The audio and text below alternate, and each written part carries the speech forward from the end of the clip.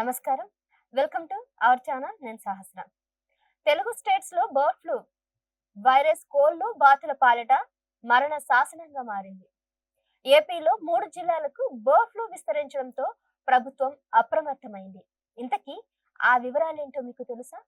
తెలుగు రాష్ట్రాల ప్రభుత్వాలు ఎలాంటి చర్యలు తీసుకుంటున్నారో మీకు తెలుసా? మరి ఈ రోజు ఆ వివరాలన్నీ కూడా ఈ వీడియోలో తెలుసుకుందాం. ఏపీలో బర్డ్ ఫ్లూ కలకలం నేపథ్యంలో ఏపీ సర్కార్ అలర్ట్ అయింది. రాష్ట్రంలో 2-3 జిల్లాల్లో కోళ్లకు వ్యాపించిన బర్డ్ ఫ్లూ వ్యాధిని నివారించేందుకు ప్రభుత్వం కట్టుదిట్టమైన చర్యలు తీసుకుంటుంది. అయితే గిరిజన గురుకులాలు మెనూలో చికెన్ నిలిపివేతకు నిర్ణయం తీసుకుందన్నమాట.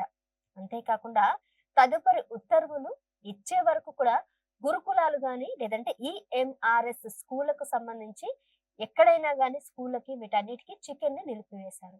అవును, చికెన్ స్థానంలో ఏదైనా శాకాహార కూర లేదంటే పండ్లు, స్వీట్లు అందించాలని సర్కారు సూచించారు. అయితే ప్రజలెవరు ఆందోళన చెందాల్సిన అవసరం లేదన్నారు ప్రభుత్వ ప్రధాన కార్యదర్శి. వ్యాధి నివారణకు తీసుకోవాల్సిన చర్యలు, చనిపోయిన కోళ్లను సక్రమంగా పూడ్చిపెట్టేందుకు తీసుకోవాల్సిన చర్యలపై కలెక్టర్లు, పశుసంవర్ధక శాఖలను స్పష్టమైనటువంటి ఆదేశాలు కూడా జారీ చేశారట. మరోవైపు ఆంధ్రప్రదేశ్ లో బర్డ్ ఫ్లూ తీవ్రంగా ఉన్న ప్రాంతాలను రెడ్ జోనల్ గా గుర్తించారు. అక్కడ ఆ ప్రాంతాలను రెడ్ జోన్ గా గుర్తించి అక్కడ చికెన్ అమ్మకాలపై నిషేధాజ్ఞలు కూడా జారీ చేశారు. కోళ్లు, పౌల్ట్రీ ఉత్పత్తులపై నిఘా పెంచారు. తాజాగా కర్నూలు జిల్లా నరసింగరావుపేటలో బర్డ్ ఫ్లూ నిర్ధారణ కావడంతో పౌల్ట్రీ యజమానులను అప్రమత్తం చేశారు అధికారులు. పౌల్ట్రీ నుంచి కిలోమీటర్ వరకు రెడ్ జోన్ గా ప్రకటించారు. బర్డ్ ఫ్లూ వ్యాప్తి చెందకుండా ముందస్తు జాగ్రత్తలు తీసుకోవాలని సూచించారు. ఇక రెడ్ జోన్ పరిధిలో కోళ్లు, గుడ్ల అమ్మకాలపై నిషేధం కూడా విధించారు. చుట్టూ 10 కిలోమీటర్ల వరకు సర్వే చేయాలని నిర్ణయం తీసుకున్నారు కూడా.